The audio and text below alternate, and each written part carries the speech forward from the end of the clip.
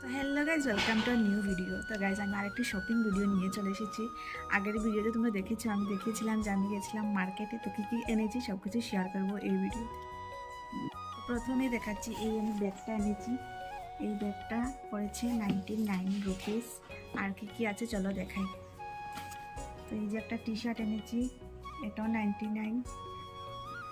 তারপর একটা প্লাজো, এই যে একটা প্লাজো প্যান্ট পিঙ্ক কালারের, এটা এনেছি।